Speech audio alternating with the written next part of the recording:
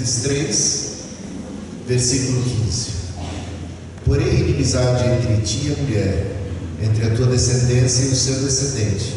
Este te ferirá a cabeça, e tu lhe ferirás o calcanhar. Amém. Eis aqui, num único versículo, um resumo do Evangelho. Mas como assim? Um resumo do Evangelho? No livro de Gênesis, no Antigo Testamento, está por acaso esse texto falando de alguma maneira se referindo a Jesus Cristo? Sim, está. E temos aqui um resumo do Evangelho. Quando Satanás havia conquistado uma vitória tremenda sobre a humanidade, havia ele seduzido Eva e, na sequência, o próprio Adão, que caíram em pecado, que caíram em desgraça, e com esse pecado trouxeram sobre si grande maldição e uma sentença de morte agora existia sobre a vida de Adão e Eva, e ali com eles todos nós, toda a humanidade. Eu quero só, em rápidas palavras, introduzir esse assunto, mostrar para vocês como é que esse texto, que é uma palavra de Deus, nessa hora trágica, nessa hora em que a humanidade se vê à mercê do pecado e do juízo do pecado e da maldição do pecado, Deus intervém, e Deus pronuncia uma profecia que atinge a serpente ali, que era a figura de Satanás, dizendo: você teve uma vitória agora, mas a sua vitória não é definitiva. Deus promete intervir na história humana de maneira redentiva, a reverter os danos do pecado. Como assim? Veja o que está escrito. Se é verdade que o pecado entrou no mundo através, em primeiro lugar, de uma mulher que deu ouvidos à voz de Satanás, Deus promete reverter o quadro e colocar uma mulher na condição daquela que dará a luz ao Redentor. E a promessa está aqui: um descendente de mulher, de uma virgem, porque Eva era virgem quando pecou, e a promessa é um descendente de mulher, um nascido de mulher, uma semente de mulher, nascerá. E aqui temos o segundo elemento. Então nascerá um varão, e temos aquele varão, aquele primeiro Adão, que também peca. Nascerá um varão, como que um segundo Adão, e esse vai travar uma batalha com a serpente, com Satanás. E nesta batalha, este varão será ferido no calcanhar a princípio. Isso fala da cruz. Mas a história não vai terminar na cruz. Diz que este mesmo que foi ferido no seu calcanhar pisará a cabeça da serpente, vencerá o mal. Essa é a promessa que temos aqui, Gênesis capítulo 3, versículo 15. Portanto, recapitulando, em Gênesis capítulo 3, versículo 15, temos a promessa do nascimento do Redentor, do Salvador, do Cristo. Isso é Natal, não é mesmo? Promessa do Natal. Temos a promessa da Páscoa, da cruz. e temos a promessa, diríamos assim, tanto da ressurreição, mas que se completa, que se verá totalmente plena por ocasião da segunda vinda de nosso Senhor Jesus Cristo. Por isso é que no capítulo 16 de Romanos, versículo 17, Samuel, Romanos 16, 19, diz que em breve o nosso Deus esmagará a Satanás debaixo dos nossos pés. Falando ele aos romanos, profetiza que o tempo chegará e não demorará, quando o inimigo, o adversário de nossas almas, o maior adversário humano, será totalmente destruído. Eu não vi nenhum amém. Amém. Acho que vocês estão preocupados se que isso vai acontecer ou não.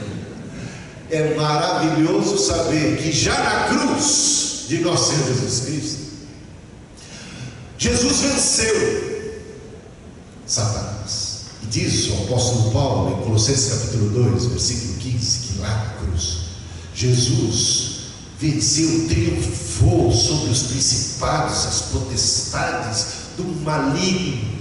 Ele venceu na cruz, venceu. Tanto que é dito a quem é cristão, hoje, aqui, agora, a mim e a você, que estamos em Cristo, que nós já somos mais do que vencedores. Mas a nossa guerra ainda não acabou. Satanás, embora já tenha sido vencido, ele continua a lutar. Ele ainda não entregou os pontos. A guerra ainda não acabou. É como aconteceu na Segunda Guerra Mundial. Na Segunda Guerra Mundial houve muitas batalhas, mas houve uma em especial, que é chamada Batalha da Normandia, o dia D. O dia D. Por que o dia D? Porque é a batalha decisiva. É a batalha decisiva. Naquele dia as forças aliadas tiveram uma vitória acachapante, de tal modo que as forças inimigas não tinham mais como evitar o quê? A sua derrota. Já estava ali definida a parada. Mas eu pergunto, os alemães se renderam? Se renderam os italianos? Se renderam os japoneses? Não, muitas outras batalhas aconteceram depois dessa. Mas era inevitável, impossível reverter o quadro, porque foram minadas todas as suas forças. A grande, a maior de todas as batalhas da Segunda Guerra Mundial não foi a batalha final, foi a batalha decisiva, foi o dia D. Está entendendo? Na primeira vinda de Cristo, Jesus travou a batalha decisiva contra o mal. Foi o dia D. Por isso o apóstolo Paulo diz: ele já triunfou, ele é vencedor. Glória a Deus. Ele já está sentado num alto e sublime trono.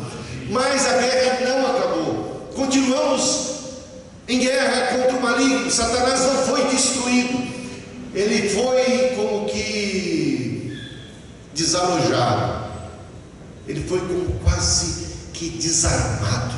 Ele perdeu o seu poder. Jesus descreve isso dizendo que via Satanás caindo como um relâmpago. Jesus volta-se para os seus discípulos e diz: eis que eu vos dou poder para pisar todo o domínio do diabo, do mal. O mal não terá domínio sobre vós.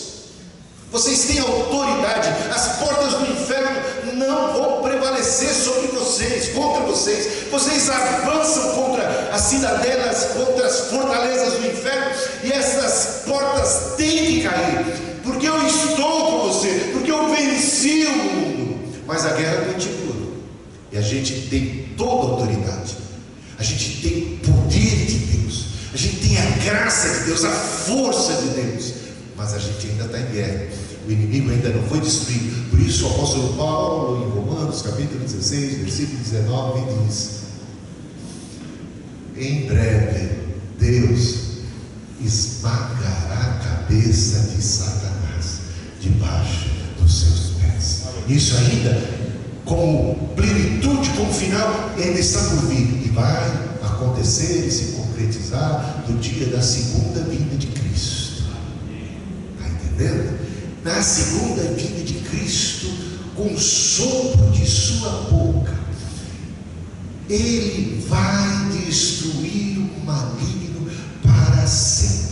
Nunca mais haverá choro, nunca mais haverá injustiça, nunca mais haverá corrupção, nunca mais vai ter gente sendo estuprada, nunca mais vai ter gente sendo assaltada, nunca mais vai ter gente sendo enganada, nunca mais vai ter gente se passando fome, nunca mais o mal será extinto.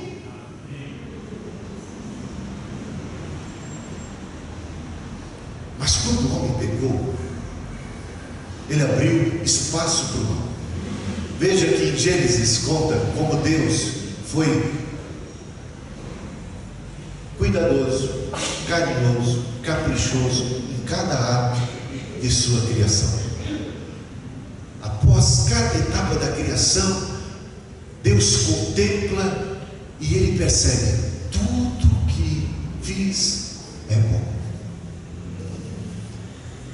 Tudo que Deus fez com amor, fez com perfeição, fez com bondade. Mas concedeu Ele aos seus filhos, às suas criaturas mais distintas, os seres humanos, um poder especial. São os únicos destacados a quem é dito: foram feitos à imagem e à semelhança de Deus. O que significa ser feito à imagem e à semelhança de Deus? Sabe que Deus precisava criar os seres humanos? Deus estava muito carente, sozinho, numa fossa danada. Ele teve a ideia: vou criar seres humanos para me fazer companhia, porque eu estou muito solitário aqui na eternidade. Você acha que é isso? Deus não criou a nós por qualquer espécie de carência pessoal. Não estava Ele precisando de um psicólogo, não precisava Ele de qualquer tratamento, não tinha qualquer carência afetiva, nenhum trauma de infância. Deus era plenamente feliz. Deus é feliz, perfeito, goza uma felicidade que Ele nunca teve solitário, porque Deus é um só e ao mesmo tempo plural. É o mistério da Santíssima Trindade, que a gente nunca vai tentar entender. Se você tentar negar, você vai perder a salvação. Se você quiser entender, você vai perder a cabeça. É difícil. É Deus. Estamos falando de um Deus que é único, mas ao mesmo tempo em si é Pai, é Filho e Espírito Santo. Uma comunhão, um entrosamento, uma unidade, algo magnífico, de modo que não são três deuses, são um único e verdadeiro Deus, Pai, Filho e Espírito Santo. Gozavam na eternidade, antes que existisse qualquer coisa, gozavam e desfrutavam de paz, de plenitude, de alegria e de felicidade. Mas então por que Ele criou? Para ter emoção? Para ter alguma aventura? Não, Ele criou porque Ele é bom, porque Ele é generoso. Ele criou porque Ele queria partilhar de si mesmo, em especial com os seres humanos, únicos, criados à sua imagem e à sua semelhança, com potencial para Deus, para participarem da família de Deus. Já pensou? Ser filho de Deus, Deus conceder a você o poder de você ser filho de Deus, adotado na família de Deus. Como Deus te quer bem, o que Deus propõe para o ser humano é a vida eterna, e Ele concedeu poderes extraordinários, uma inteligência que hoje o homem usa 10%, dizem, né, dessa inteligência, e olha o que o homem é capaz de criar, é capaz de realizar, é capaz de descobrir com 1/10 do seu potencial intelectual, que foi afetado, mas não totalmente destruído pelo pecado, pela queda. Imagine então como Adão seria inteligente antes da queda, antes do pecado. Mas é inteligente o homem ainda, é capaz de muitas realizações, de muitas conquistas. Mais que isso, deu o Senhor criatividade, poder de realização, poder de gerir, poder de governar. Deu a ele a mordomia de todo o planeta Terra, para gerenciar, para governar, para dar nome para os bichos, para dizer como que as coisas devem ser, para coordenar as coisas. Deu inteligência, deu poder e deu liberdade, gente. Isso é um perigo, não? Isso é uma bomba. Criados à imagem e semelhança de Deus, eu e você recebemos inteligência, recebemos uma personalidade. Não somos vaquinha de presépio, temos autonomia e poder de decisão. Isso não é maravilhoso? É, mas isso é perigoso. É, e Deus sabia que era perigoso. Mas Deus não queria um mundo de autômatos, não queria um mundo robotizado, que tudo funcionasse perfeitamente. Mas quando o Mike está lá me ouvindo, dissesse assim: eu te amo, Jesus ia falar assim: você só está dizendo que eu te programei para você dizer isso. E se eu te desse liberdade, inteligência, capacidade, será que você ia continuar me amando? O que Deus busca são verdadeiros adoradores que o adorem em espírito e verdade. O que Deus quer é que as pessoas o amem sobre todas as coisas, mas Ele não quer que elas o amem de maneira compulsória. Ele ama as pessoas, Ele atrai as pessoas, Ele manifesta graça, Ele está com o ser humano, Ele nunca abriu mão do ser humano, mesmo quando o homem pecou. Mas Ele quer que o homem venha a Ele de livre e espontânea vontade, que o homem corresponda ao seu amor espontaneamente, que o ser humano use o livre-arbítrio para responder à sua graça, que é continuamente derramada sobre os seres humanos. Então, quando o homem pecou, trouxe sobre si a maldição, trouxe sobre si as consequências do pecado. Mas Deus não abandonou a humanidade. O que temos aqui é que Deus intervém nessa história. Intervém, é claro, punindo devidamente o pecado, mas não deixando o homem largado à sua própria sorte ou azar. Deus manifesta-se redentor. Se o salário do pecado é a morte, Ele providencia o Cordeiro de Deus que tira o pecado do mundo. Ele se faz cordeiro, Ele se apresenta, Ele dá a sua vida. É Deus que se faz carne, é o Verbo Criador, o Verbo que estava com Deus. Todas as coisas foram feitas por Ele. Sem Ele nada do que foi feito se fez. Ele mesmo se fez carne, assumiu a nossa condição humana, assumiu o nosso azar, assumiu a nossa culpa, foi morto pelos nossos pecados. O castigo que nos traz a paz foi posto sobre Ele. Ele assumiu a cruz, assumiu a pena, assumiu a penalidade que era sobre nós. Para quê? Para reverter a maldição do pecado. Tornou-se Ele o segundo Adão. Se o primeiro Adão falhou pela desobediência, o segundo Adão vai ser tentado em tudo à semelhança do primeiro, mas sem pecado. É esse o único justo, porque toda a raça humana, todos nós pecamos e merecemos a punição do pecado, que é a morte, que é ser banido da presença de Deus, porque o pecado nos separa de Deus. Mas Deus, nos amando de tal maneira, deu seu Filho amado, deu seu próprio Filho unigênito, o único gerado, o único coeterno juntamente com o Pai, para ser aquele que vai assumir a bronca, que vai assumir a nossa culpa, ser o nosso substituto ali naquela cruz. Aquela cruz não era de Jesus, aquela cruz era de Barrabás, e em Barrabás estamos todos nós, culpados, condenados, sentenciados à morte como Barrabás, por causa do pecado. A cruz de Barrabás, Jesus assumiu o lugar, de modo que Barrabás recebe agora absolvição. E é isso que Jesus concede a você, por sua justiça. Assumiu a sua culpa e tornou-se o Cordeiro de Deus que tira o pecado do mundo. Ali, em Gênesis capítulo 3, ele já fazia promessa. Em Gênesis capítulo 3, quando o homem pecou, Deus se manifesta e vê que eles precisam de roupa e providencia vestimenta para eles. Cuida deles. Está punindo a eles por causa do pecado, porque o pecado não pode passar impune, mas Deus acompanha. Veja que Caim, quando está prestes a fazer uma loucura, Deus se manifesta e se apresenta a Caim num sinal de graça e conversa com ele e diz: Caim, veja lá o que você vai fazer. Deus, vendo o instinto assassino de Caim, movido por inveja, diz para Caim: contenha-se, Caim, compete a você. Veja que a graça de Deus estava se manifestando a favor de Caim.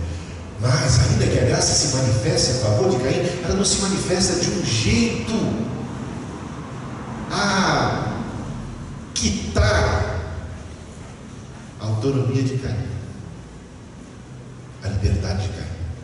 Caim pôde seguir adiante com o seu plano, pôde fechar os seus ouvidos para o Espírito Santo. A graça de Deus se manifestou salvadora a todos os homens.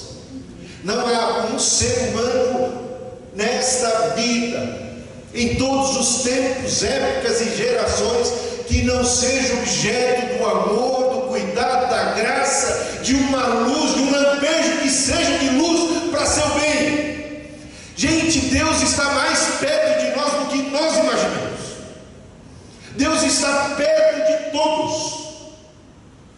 Ainda que os homens estejam às escuras e às apalpaderas, como diz o apóstolo Paulo, tentando encontrar a Deus, saiba, diz o apóstolo Paulo, que Deus está perto. Deus não está longe. O problema não é a distância de Deus, o problema é a nossa cegueira espiritual, o problema é o nosso coração empedernido, o problema é a nossa falta de sensibilidade para com Deus.